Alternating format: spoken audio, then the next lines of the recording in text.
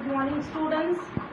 Class 12 economics में Indian economic development book पढ़ रहे हैं हम पढ़ रहे हैं chapter number 1 which is Indian economy on the eve of independence.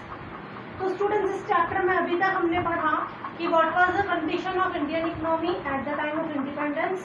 उसके पहले ब्रिटिशर्स का जो हमारी कंट्री में रूल था उसके पूरा हमने डिटेलिंग पढ़ा।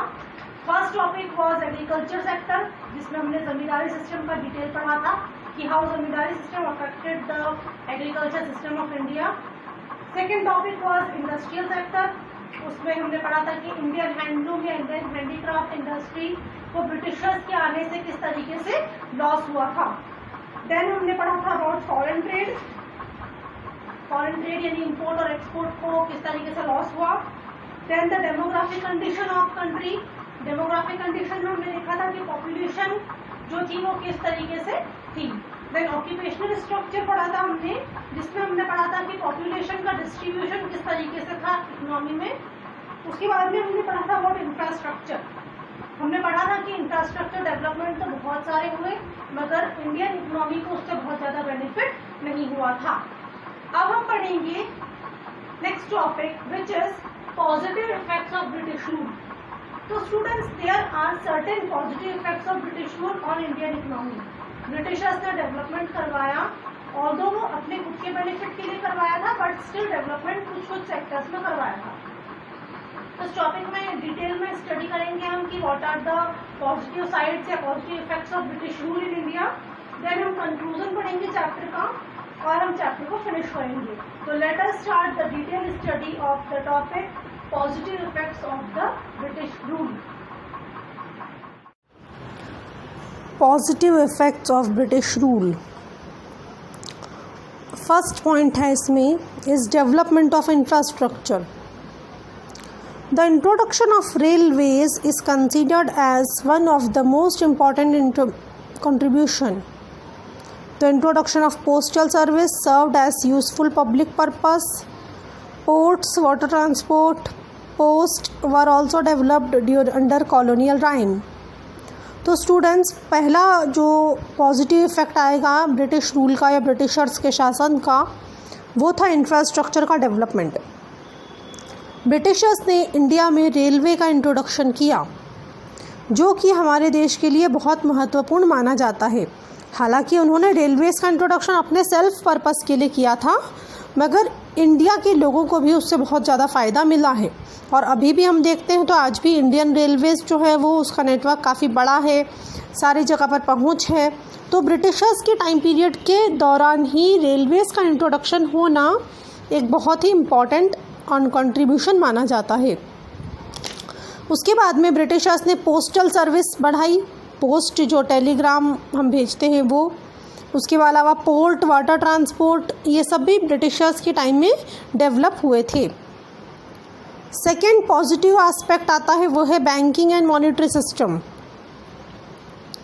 British rule helped economy of India to shift from barter system exchange to monetary system of exchange. Modern banking in India originated during British rule. पहले के समय में बार्टर सिस्टम चलता था। बार्टर सिस्टम यानी कमोडिटी के बदले कमोडिटी का एक्सचेंज होता था, कोई सामान देकर दूसरा सामान लिया जाता था। तो ब्रिटिशर्स ने क्या किया, ब्रिटिशर्स ने हमारे देश की इकोनॉमी को यानी इंडियन इकोनॉमी को बार्टर सिस्टम से शिफ्ट करके मॉनेटरी सिस्टम यानी पैसे के सिस्टम पर ला दिया। अभी का जो हमारा बैंकिंग सिस्टम बना हुआ है, इतने सारे बैंक्स हैं, ये सब भी ब्रिटिश रूल के टाइम में ही ओरिजिनेट हुए थे। थर्ड पॉइंट आता है इसमें is setup of effective administrative system. The British government left a base for strong and effective administrative system in India. India में जो एडमिनिस्ट्रेटिव सिस्टम बना हुआ है, जो एडमिनिस्ट्रेशन का सिस्टम है वो किसकी तरफ से दिया गया है, तो ब्रिटिशर्स की तरफ से ही वो हमको मिला है। Fourth point is commercialisation of agriculture. During British rule there were some evidences of a relatively higher yield of cash crops in certain areas of country due to commercialisation of agriculture. Britishers ने agriculture का commercialisation किया। Britishers क्या करते थे, हमारे देश में ऐसे क्रॉप्स ग्रो करवाते थे जो कि उनके लिए यानी ब्रिटेन की इंडस्ट्रीज़ के लिए फ़ायदा पहुंचाए। तो ब्रिटेन की इंडस्ट्रीज़ के फ़ायदे के लिए उन्होंने हमारे देश में कुछ क्रॉप्स ऐसी ग्रो करवाई जिससे कि बहुत ज़्यादा फार्मर्स को फ़ायदा हुआ था। पहले के ज़माने में फार्मर्स सिर्फ अपने घर के खाने इतना ही अनाज ग्रो करते थे, वेयरएस जब ब्रिटिशर्स आए तब उन्होंने हमारे देश में एग्रीकल्चर का एक बिज़नेस की तरह बना दिया और लोगों को सिखाया कि एग्रीकल्चर से पैसा कमाया जा सकता है। तो ये भी एक ब्रिटिशर्स के रूल का हमारे देश में पॉजिटिव एस्पेक्ट रहा। Agriculture in India was commercialised with the production of cash crops like tea, coffee, opium, indigo, cotton, sugar cane etcetera.